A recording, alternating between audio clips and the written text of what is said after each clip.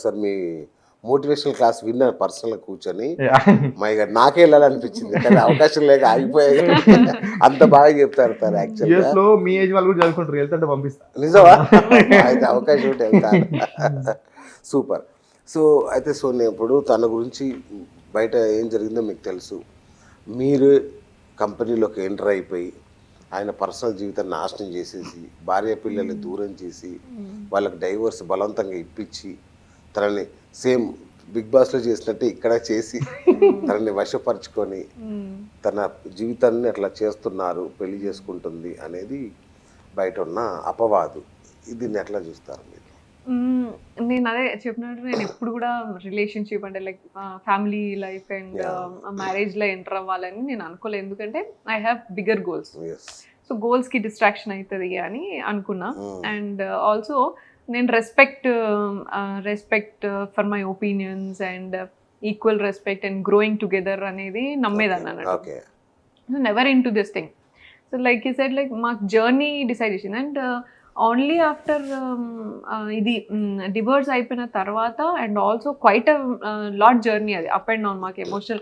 శ్వేత చెల్లి అయినప్పుడు కూడా అది అయినప్పుడు అసలు నాకు అండ్ అది అయినప్పుడు కూడా పేరెంట్స్ తీసుకొచ్చిన థాట్ మాకు తీసుకొచ్చిన తర్వాత కూడా we took time both of us like you know ఇప్పుడు ఎమోషనల్ ఉన్నాం మనము, కొంచెం జర్నీ ఇంకా కొంచెం టైం తీసుకుందాం ఇట్లా అని చెప్పేసి చూసినప్పుడు అర్థమైంది. అండ్ అది ప్రోగ్రెస్ అయింది, స్లోగా ప్రోగ్రెస్ అయింది. It was not like you know నేను ప్రపోజ్ చేసిన అంత ఏం లేదు.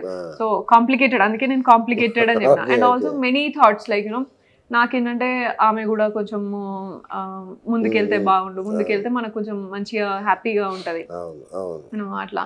అండ్ ఆల్సో విరాట్ బాబు గురించి సన్, సో విరాట్ బాబు గురించి కూడా మన దగ్గర ఉంటారు లేకపోతే ఎట్లా అనేది. And I always feel like you know యష్కి చాలా ఇష్టం విరాట్. సో ఎట్లా ఇవన్నీ like over the period of time నేను ఎట్లా బ్యాలెన్స్ చేసుకుంటాను, నేను ఎట్లా తీసుకుంటానో నాకు తెలియదు అసలు. లైఫ్ లో నేను ఇప్పుడు అనుకోలే కదా నేను ఇట్లా అనేసి. సో స్లోగా ప్రోగ్రెస్ అయితే వస్తుండే. అండ్ యా అంత మంచిగా జరిగితే అదే డిసెంబర్ లో ఇట్లా అని అనుకున్నాం మేము.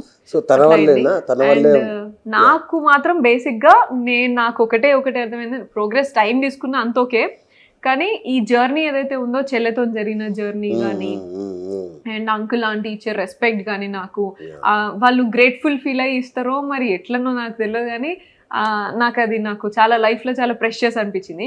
అండ్ నేను ఎవరి మాటినా నేను ఎవరికి కన్విన్స్ కూడా కాను. లైక్ యూనో ఎవరైనా చెప్పినా నన్ను ఫస్ట్ కన్విన్స్ చేస్తే, నువ్వు మంచిగా చెప్పి కన్విన్స్ అయితేనే నాకు పాయింట్ ఉంటేనే నేను ఓకే అంట. అటువంటిది. అండ్ ఆల్సో నేను సోషల్ బ్యాక్గ్రౌండ్ నుంచి వచ్చిన, నాకంటే కూడా చాలా కైండ్ యష్. నేను తప్పు ఆరోగ్యంట్ గానే ఇట్లా పోతున్నప్పుడు కూడా నన్ను కరెక్ట్ చేసింది కూడా Yash. So these were the points. నేను గ్రౌండ్ అయి ఉన్నది యష్కి అని అంటే ఇవి జస్ట్ బికాజ్ డబ్బులు సంపాదించినామా లేకపోతే కలిసి పని చేసినామా ఇది ఒకటే కాదు. నన్ను over the period of time నన్ను అంటే లైక్ గ్రౌండెడ్ చేసి నన్ను కొంచెం నేను మాటిన్నా అంటే ఎప్పుడైనా నేను ఒక పర్సన్ మాటిన్నా నేను అవును కరెక్టే చెప్తాను కదా మారదాం కదా అని అనుకున్నా అంటే యష్ మాటనే. నిజమేనా? ఇంతకుముందు ఎవరు అంటుండే యష్ మాట తను వింటది అంటే నేను ఆశ్చర్యపోయా. అవునా? ఆయన ఒక్కనే నేను సెకండ్ క్వశ్చన్ వేయకుండా విని సరే అని ఆగుతా అంతే. గ్రేట్ రైట్ అన్న. తన కోసమే ఇప్పుడు మొదటి వైఫ్ వదిలేస్తారా? That's wrong అండి. That's wrong. I don't want to talk on that. We have our like you know. But అంటే వన్స్ ఫర్ ఆల్ ఒకసారి అందరిలో ఒక అనుమానం అపోహ ఉంది కదా. That's not correct. We have our personal disturbances. I don't want to comment on that. So తర్వాత సోనియా నా లైఫ్ లోకి వచ్చింది and she respect my family. Virat తర్వాతనే తన లైఫ్ లోకి వచ్చిందా? ఓకే. Yes. ఇది clarity. Okay. So she respects me, she respects my family. Okay. అంతకన్నా నాకు ఇంకా ఏం అవసరం లేదు నాకు. And both of us respect her also. We also care for her and ఆమెని కూడా మెల్లిగా ఆమె కూడా మంచి లైఫ్ ఉండాలి అని మేము అనుకుంటాం. సూపర్. ఇది చాలా మంచి మాట. So happy. రైట్. అయితే బిగ్ బాస్ పార్ట్కి వస్తే సరే సడన్గా బిజినెస్లో బ్రహ్మాండంగా గ్రోత్ ఉంది, పర్సనల్ లైఫ్లో మీ ఇద్దరు ఒకటవ్వాలనుకుంటున్నారు. బిగ్ బాస్ అనేది ఒక డిఫరెంట్ గేమ్. మరి ఇప్పుడే పెళ్ళి అనుకుంటున్నారు, అప్పుడే బిగ్ బాస్లోకి వెళ్ళడం దానిలో ఎలా ఉంటుందో మీకు తెలుసు. క్యారెక్టర్ అసోసియేషన్స్ ఉంటాయి, రకరకాల నానా బీభత్సం ఉంటుంది.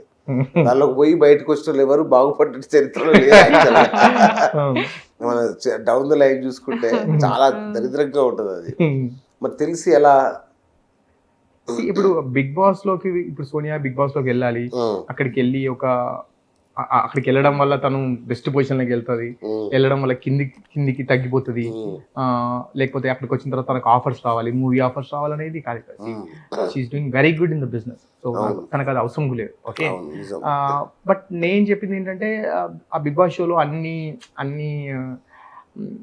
వాట్ షుడ్ ఐ సే అన్ని ఇన్స్టాన్స్ చూపిస్తూ ఉంటారు కదా, అన్ని సిచ్యువేషన్స్ క్రియేట్ చేసి చేస్తారు కదా. And she's very good at that. అంటే she's very good at handling the people. ఆమె క్యారెక్టర్ నాకు చాలా ఇష్టం. అంటే కపట నాటక సూత్రధారి అట్లన్నా అట్లా కాదు. సరే, తను ఇప్పుడు బిగ్ బాస్ షోలో చాలా కాంట్రవర్సీ ఉమెన్ గా నిలబడింది. రకరకాలుగా ఎన్ని బిరుదులు, కపట నాటక సూత్రధారి కావచ్చు, ఇక రకరకాల పేర్లతో బయటకు వచ్చింది. చాలా క్యారెక్టర్ అసాసిన్ చేశారు తనని. ఎట్లా అనిపిస్తుంది మీకు? అంటే ఎవరు క్యారెక్టర్ అసాసినేట్ చేసింది ఎవరు అంటున్నా? అదే ఇప్పుడు నిఖిల్తో తనకున్న రిలేషన్ కావచ్చు, పృథ్వీతో రిలేషన్ కావచ్చు, వాళ్ళు తమ్ముడు అన్న కూడా వినకుండా బ్యాడ్ గా సంబంధం. మీరు అనేది ఆడియన్స్ కామెంట్స్ రూపంలో కొందరు రివ్యూయర్స్ కావచ్చు, ఆదిరెడ్డి లాంటి రివ్యూయర్స్ కావచ్చు, అంటే చాలా బ్యాడ్ గా పోర్ట్రే చేశారు కదా. మీకు ఎట్లా అనిపించింది? అరే తప్పు చేసామా పంపించి. నేను ఇప్పుడు ఇన్ని బిజినెస్ చేస్తున్నా, నాకు అసలు ఆ 1 hour లో కూడా కొంచెం చూడడం తక్కువే టైం ఉంటుంది నాకు. మా మేనేజర్ ఇట్లా చూపిస్తూ ఉంటాడు కొంచెం ఈ పార్టీ ఇట్లా అని. నాకు అది షో చూసి దాని కింద కామెంట్స్ చూసి వాళ్ళు ఏమనుకున్నారు, ఐ నో హర్ తను ఏంటని నాకు తెలుసు. ఇప్పుడు మీరు నాకు ఇంకా వేరే పాయింట్స్ చూపించినా కానీ సోనియా అంటే నాకు తెలుసు కదా. ఇప్పుడు 2.5 years నాకు తెలుసు. సో తెలిసిన సోనియాకి ఇప్పుడు మీరు ఏదో వీడియో చూపిస్తే నాకు ఐ నో హర్ రైట్. నాకు మీరు ఇంకా ఎన్ని చూపించినా, నాకు ఏం చూపించినా దట్ వోంట్ ఎఫెక్ట్ మీ. ఒక 1% కూడా నాకు ఎఫెక్ట్ ఇవ్వదు. ఐ నో సోనియా ఎట్లా వర్క్ చేస్తుందో అని అడగండి. ఇప్పుడు సోనియా నాట్ ఓన్లీ దట్, ఒక చిన్న వర్క్ ఒక 5 hours వర్క్ చేయాలి, అక్కడ కూడా ఆమె ఎంత స్ట్రైట్గా ఉంటుందంటే అక్కడ కూడా తప్పించుకోదు. ఒక అంత పర్ఫెక్ట్గా చేస్తుంది ఆ పని. ఏదో నాదే కదా కంపెనీ, నేను చేయకపోతే ఏంటి అని తప్పించుకోదు. అంతే పర్ఫెక్ట్గా, అంతే ఫోకస్డ్గా హార్ట్ పెట్టి పనిచేస్తుంది. అది చాలా సందర్భాల్లో చూసాను నేను.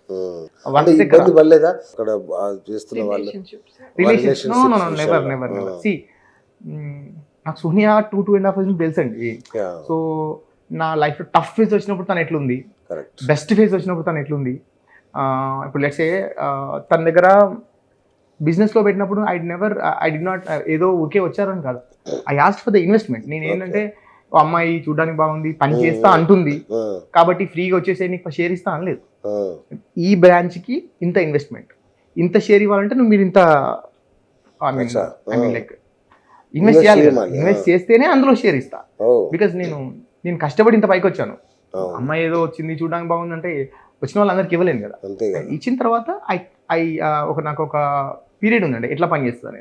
She work like a devil. ఇప్పుడు మీరు ఆ పని ఎట్లా చేసింది, నా బిజినెస్లో వర్క్ ఎట్లా చేసింది, ఏ కంపెనీలో ఎంత కాంట్రిబ్యూట్ చేసింది. ఇప్పుడు ఒక పేరెంట్ వచ్చినప్పుడు షీఈస్ ద సిఎఫ్ఓ. ఇప్పుడు కంపెనీలో సిఎఫ్ఓ లెవెల్లో ఉన్నప్పుడు ఒక స్టూడెంట్ వచ్చినప్పుడు నాకు క్లయింట్ కానీ స్టూడెంట్ వచ్చినప్పుడు బయటికి వెళ్ళాల్సిన అవసరం లేదు. She don't care that. నేను ఒక యాక్ట్రెస్ని, నేను వెళ్ళను.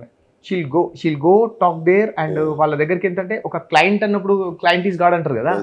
క్లయింట్ ఈజ్ గాడ్ అనే దాన్ని పెట్టుకొని నేను అది నేర్చుకున్నాను దగ్గర నుండి. ఎంత కిందికైనా వెళ్ళి వాళ్ళతో మాట్లాడదు. అండ్ ఐ మీన్ ఒక క్లయింట్ ఈజ్ గాడ్ అనే దాన్ని షీల్ బిలీవ్ దట్. అంటే అంత పర్ఫెక్ట్గా ఉండి ఒక బిజినెస్ని అంత పర్ఫెక్ట్గా చూసినప్పుడు మనం డెఫినెట్గా సక్సెస్ అవుతాం. సో అక్కడ నుండి దానికి ఆపర్చునిటీ ఇచ్చిన కొద్దీ నేర్చుకుంటూ వచ్చింది.